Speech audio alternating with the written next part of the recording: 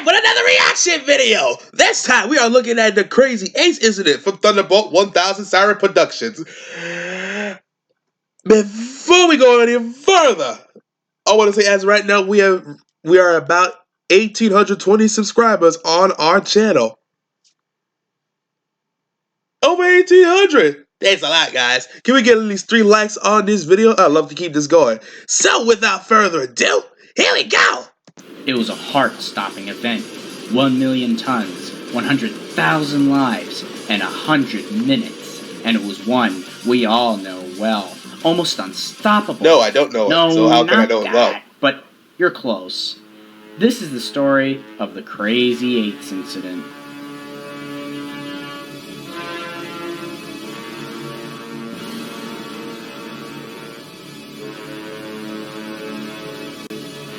On May 15, 2001, a CSX engineer and conductor were going to switch a string of freight cars from track K12 to track D10 for departure on another train at Stanley Yard in Walbridge, Ohio. The train consisted of CSX SD40-2 8888 and 47 freight cars. 25 of them were empty, but 22 were fully loaded, including 2 tanker cars loaded with molten phenol, a toxic ingredient used in glues, paints, and dyes that is very harmful if inhaled or if it hits your skin.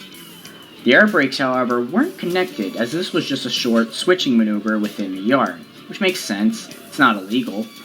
The train moved north out of K12, passing the conductor, who was positioned on the ground as the camera switch. The conductor advised the engineer by radio of the number of the cars that had passed him, and the engineer acknowledged. With 8 cars to go, the conductor notified the engineer by radio to prepare to stop. No reply. The conductor tried again when 4 cars remained. Still nothing. He then ordered the engineer to stop, but again there was no response. Meanwhile, the engineer noticed a misaligned switch and concluded that his train, although moving slowly, would not be able to stop short of it. He decided he was going to climb down from the train, correctly align the switch, and reboard the locomotive. Sounds silly, right? That's because it is. Before leaving the cab, the engineer applied the independent air brakes for the locomotive and attempted to apply the dynamic brakes as well, but failed to do so.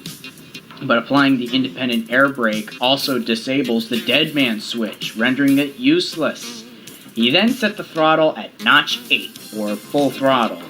If the dynamic brakes were selected as intended, this throttle setting would have caused the train to slow down a lot, thanks to the electric generator. However, since the dynamic braking was not engaged, the setting only caused the train to accelerate. Therefore, the only functioning brake was the air brake, so end up doing the and this opposite. was not enough to counteract the engine power. The engineer climbed down from the cab, aligned the switch, and then attempted to reboard the accelerating locomotive. He was unable to do so, slipped and fell, and was dragged about 80 feet from the train, receiving minor cuts before he had to let go.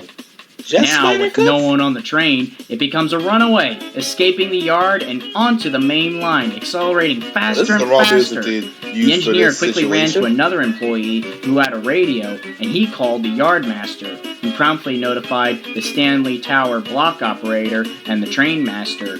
The Toledo branch train dispatcher, located in Indianapolis, was also notified. Is this like the train was now proceeding southward on the Toledo branch, also known as the Great Lakes Division.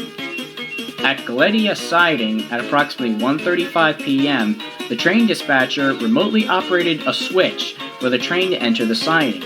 A portable derail was there, ready to derail the train and stop this runaway. However, it was thrown clear from the track by the force of the train passing over it, and the train sped on like nothing had happened along the tracks. Then local police come up with an idea. Shoot to kill. The idea? Use a buckshot on a rifle to hit a fuel shutoff button near the fuel tank. But guess what? Don't work. Has to be how it didn't actually do anything, rather than pressed for a millisecond by a bullet. So Crazy 8 speeds on a little bit. A few brave locals tried jumping on board the locomotive, but they chickened out as they realized she's going much faster than intended. Meanwhile, northbound train Q63615 was directed by the dispatcher into the siding at Dunkirk, Ohio. The crew was instructed to uncouple their engine SD40-2 8392 from their train and wait until the runaway passed their location. Sure enough, at approximately 2:05 p.m., the runaway train roared past the siding, and after the switches were realigned, 8392 chased after the runaway.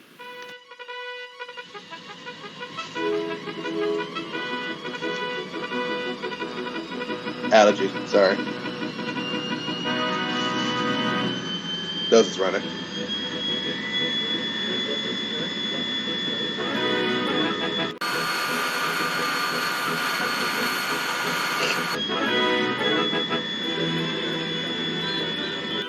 Another engine, a GP38, was primed and ready ahead of the runaway to couple up to 8888 and push her back. The idea seemed dangerous, but was carried out nonetheless.